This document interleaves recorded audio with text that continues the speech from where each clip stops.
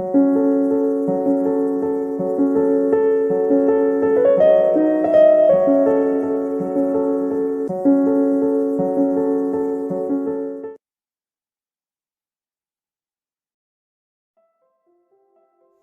everyone, I'm Fatima Sager. In this video, I'm talking about Oliver Twist's novel. So let's get started. Oliver Twist is Charles Dickens' second novel published serially from 1837 to 1839.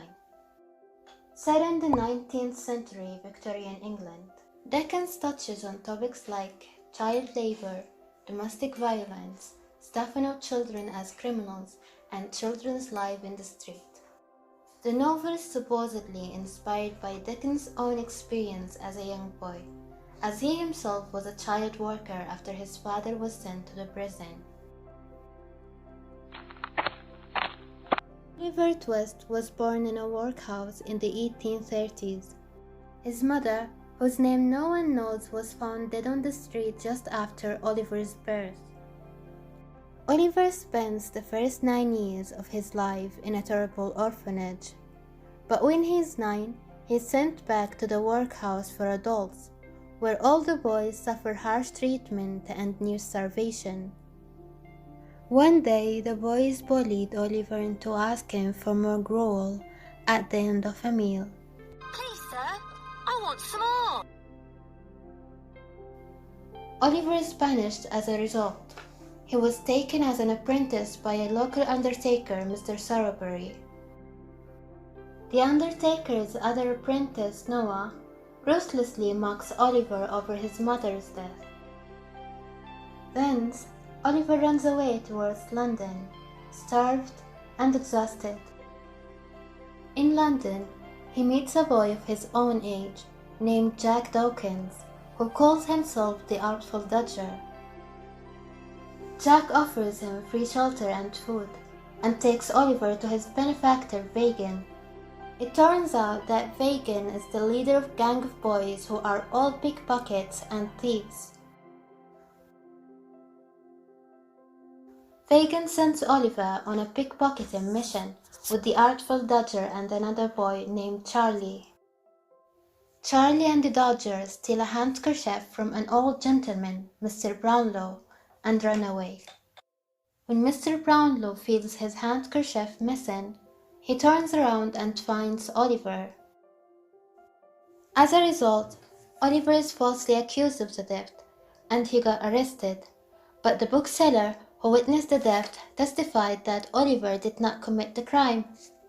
Mr. Brownlow decides to take Oliver out of sympathy.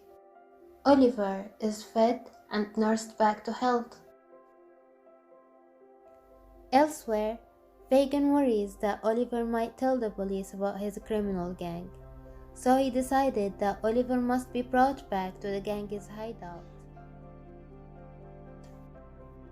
One day, as Oliver is returning books for Mr. Brownlow, two people of Fagin's gang, Bill Sykes and his lover, Nancy, captured Oliver and returned him to Fagin.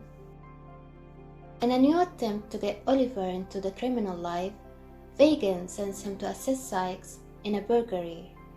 The robbery goes wrong and Oliver is shot by the house servant, while Sykes and his partner escape without him.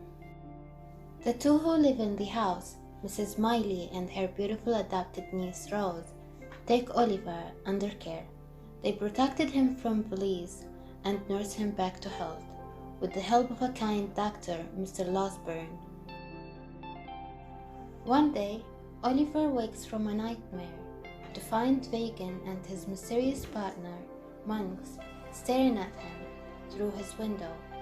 Oliver raises the alarm, but the two men escape. We learned that Oliver's mother left behind a locket when she died.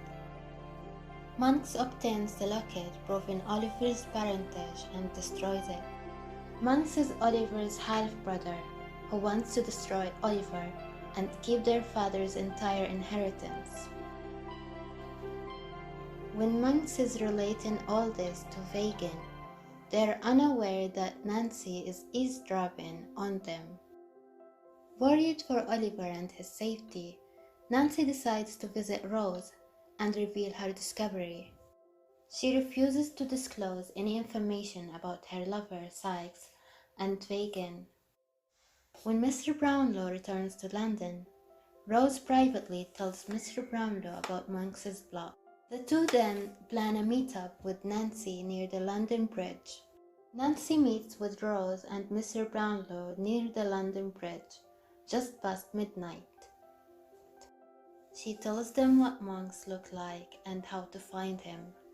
When the news of Nancy's betrayal reaches Sykes, he beats her to death and subsequently flees to London. Sykes is pursued by an angry mob because of Nancy's murder and accidentally hangs himself in an attempt to escape. Next, Monks admits to Mr. Brownlow that he has been plotting to disinherit his half-brother, Oliver.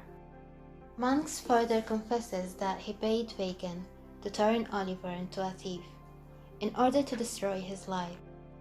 He also gave Oliver's identity papers to Fagin for safekeeping and to hide his true patronage and rightful inheritance.